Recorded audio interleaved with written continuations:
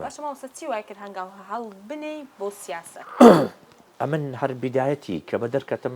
سیاسی بووم ئەمە بەستم ینی وەک بەێ بڵێ بۆ ئەندام پەرلەمان ئەمن هەر لە بیدایەتەوە کە دەرکەتم سیاسی بووم باسم کرد بام لە 65ەوە لە ناو حرەکەی ئیسلامی بوو کە ئێوان مسلمین دوای انتفاضەیە گرت و دامەزرا ئەمە لە ناو بووین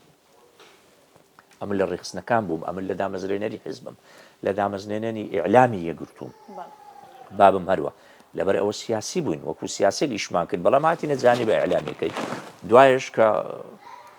انتخابات کرا حیزب گوتیان دەبی خۆت تەرشیحکەی حەزمان لێت و خەڵکە تو خۆش دەوێ و عایلەکی دیارن بەشک و دەربچیر گوت و باشە بسەچ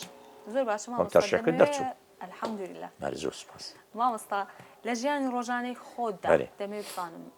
بۆ خۆت دەژی یانیش گرنگی بە قسەی خەڵک دەدەی ئەمن زۆر احتیمام بە قسەی خەڵک دەدەم یعنی تا سەر ئێسقان بزانم ئێستا خەڵک زۆر گلەیم لێ دەکات دەرێن پرچە درێژ کردێ نابی و هەیە مەسەلەن دەرێت و کوڕی مامۆستا جەمیلی وەنیە ئەوەی وەبری جوابی دەدەمەوە دەرێم ئەمن درامایەکم لە بەدەستەیە دەبی لەو درامای پرچم درێژ بوو لێ بەرم دایتەوە بەشەکیش بخۆم حەزم لێ پرچم درێژ بی بەڵام لە ناو کۆمەڵگەیمە نابی بەڵام ئەگەر بگەڕێەوە سەر ئیسلام دەبینی پێغەمبەر سازە پرچی لەشانی بووە هاتە خوارد پرچی درێژ بووە پرچی نەبڕێ بەڵام ئێستا لە کۆمەڵگەیمە بەڕاستی ناکرێ بەڵام ئێستا ئەو درامایەکم لە بەدەستی ئەگە دەستم بە تەسویری کرد پرچم درێژ دوایەوە دەیتراشم و تەبیعی دەکەم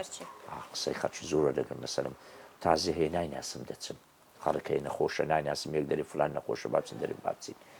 ئەتوو دەبی زۆر جێ بە کۆمەڵگەی بدەیت چکە تەوجیهی هاتی کۆمەڵگەی زۆربەی جار لۆ باشبوونی تووە کە پێی دەرێ ئەو هامەکە ئەو هابکەوە نییە حتمما مامۆستا کەسێکی خۆش بێ ئەو جارەخنەی لێ دەگریتە مەسەرەن دەری ئەتو ئەو هابکە ئەو ئەتوو کۆمەڵە حەزەک هەیە دەبی تەسحی پێ بدەیت لەبەر خاتری کۆ ئێستا من حەز دەکەم و خۆت شۆرتەشی لە بە کۆم ئێواران لە ناو جەماعی بسوڕێمەوە پیاس لەبەروی خەڵک دەمناسی ناتوانم مەس کۆمەڵک شتێ دەبی زۆر ئاگال کۆمەڵگە چکۆ هەڵت دەست بە تایبەتی ئەگە ناسرایی ئەگە خەڵک ئەتوی ناسی خەڵک تەماشات دەکات بزانیت چ دەکەیت چ ناکەی